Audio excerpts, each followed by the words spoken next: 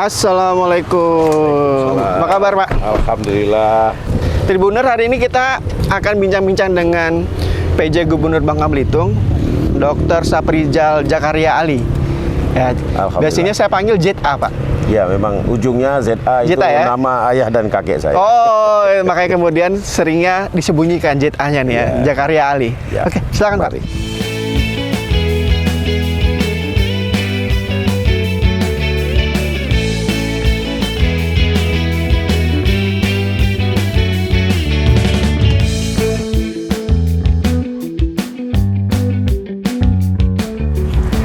Jadi agenda kita hari ini adalah Safari Ramadan. Ini ya? salah satu kegiatan di bulan Ramadan. Jadi ada 3 yang utama.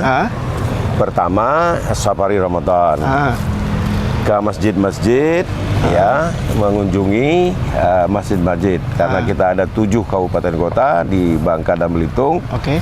2 minggu ini di Bangka. Insya Allah minggu depan di Belitung.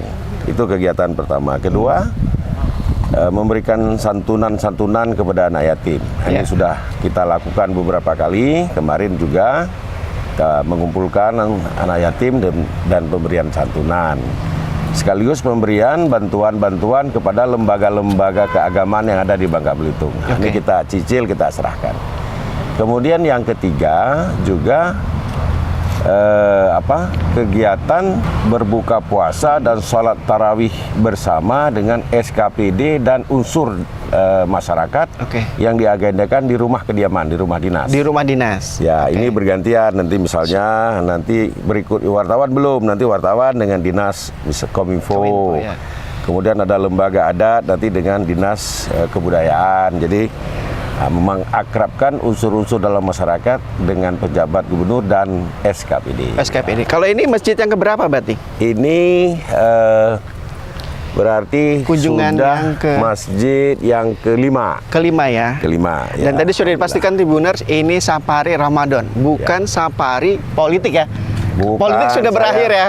Ya, saya juga bukan pejabat politik. Saya pejabat gubernur, pejabat administrasi. Jadi memang ini kita mau Ramadanan sini, kita akan buka bersama. Sholat tarawih juga di sini, sekaligus mendekatkan diri dengan masyarakat Bangka Belitung. Dan kebetulan masjid juga ini ada di Pangkal Pinang ya. Mendengarkan aspirasi juga perlu. Jadi ini ada curhat Mama Dede atau curhat Pak Saprijal? Yang curhat masyarakat, saya mendengarkan. Jadi kita buka ruang curhat itu di sini, Pak ya? Ya, karena di masjid kan pengambil kebijakan tidak boleh curhat. Pengambil kebijakan mendengar lalu menganalisa untuk dibuatkan kebijakan atau tindakan-tindakan pemerintahan. Itu dia. Clue satunya. Clue duanya gini, Pak. Saya dengar kemarin itu Pak Saprijal dapat semacam bantuan ya. Iya, betul. Dari Menteri Pertanian Pak Amran Sulaiman ya. 200 miliar jumlahnya. Ya, setara dengan 200 miliar. Setara ya. Karena yang diberikan bukan uang. Kalau diberikan uang kita takut juga. Jadi yang kita minta adalah Saprodi, sarana produksi pertanian, Alsintan, dan bibit dan pupuk untuk mensupport pertanian di Bangka Belitung. Itu gimana ceritanya? Kok bisa Bangka Belitung yang dapat? Ya. Jadi kebetulan saya dengan Pak Amran ini sudah kenal dengan beliau sebelum menjadi menteri. Jadi beberapa waktu yang lalu, kira-kira 2 bulan yang lalu, saya bersurat kepada beliau minta audiensi karena saya sangat antusias dan semangat ini soal pertanian di Bangka Belitung. Lalu untuk mengajukan kebutuhan-kebutuhan yang diperlukan. Nah, kebetulan kemarin hari Kamis beliau telepon. Nah, ini sudah saya ajukan 2 bulan tidak balas-balas. Beliau telepon. Posisi lagi di Bangka Belitung. Saya lagi di Bangka Belitung hari Kamis. Nah, beliau mengatakan ini sudah diminta untuk menghadap, kok belum menghadap katanya. Begitu ya.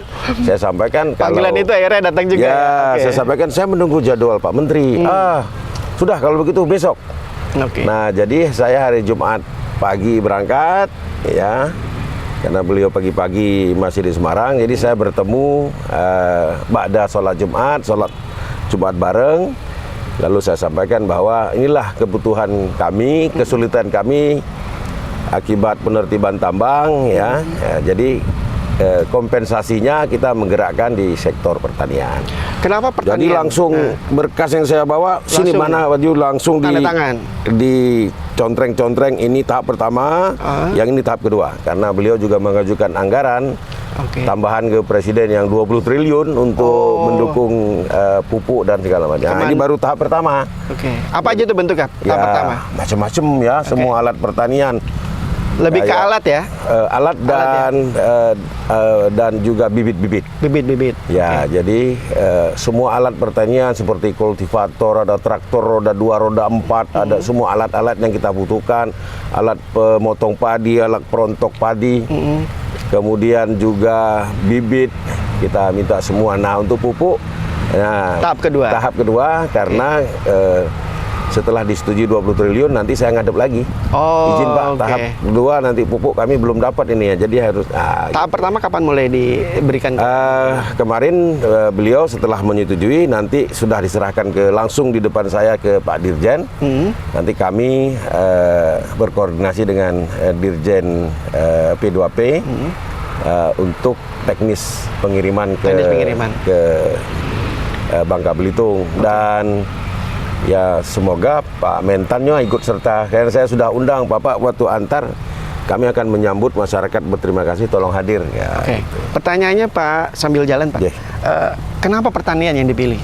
Ya, ini potensi yang paling nyata. Ya, tambang sekarang lagi meredup akibat penertiban tambang ilegal. Sekarang kan kita sedang mencari bentuk menangani soal tambang ini. Ya, besok saya diundang ke DPR RI bersama legislatif kita juga dari Bangka Belitung ini dan beberapa kepala daerah kabupaten kota, kabupaten ikut ke sana dan Dirjen Minerba. Untuk mendiskusikan roadmap tambang rakyat dan perkembangan tambang serta diskusi degradasi ekonomi Bangka Belitung kalau tambang enggak segera dibenahi. Berapa persen degradasinya Pak? Kalau boleh tahu? Hitungan kami kan kontribusi sektor tambang terhadap PDRB kita sekitar 30-40%. Jadi cukup lebar ini, cukup besar dong Pak ya. 30 berarti kalau kita punya PDRB 100 triliun, 101 triliun ya kalau nggak salah ya. 2023 ya. Jadi sekitar 30 triliun. 30 triliun yang kontribusinya. Oke. Ini cukup besar ya, cukup besar. Oleh karenanya ya kita cukup serius juga menanganinya. Dalam keseriusan itu ada keterbatasan kewenangan. Nah, ini sebabnya kita harus banyak diskusi dengan pemerintah pusat dan DPR RI agar regulasi-regulasi sebagai jalan keluar agar rakyat dapat ikut serta dalam sektor pertambangan. Ini bisa regulasinya segera kita bisa finalkan dan penerapannya langsung di lapangan. Dan kita berharap jangan lama-lama. Karena sebenarnya konsepnya sudah ada, gitu. Tinggal kita menunggu payung hukum dari Kementerian ISDM. Nah, jika sudah ada, maka kita bisa menerapkan sebagaimana skema yang kita lakukan.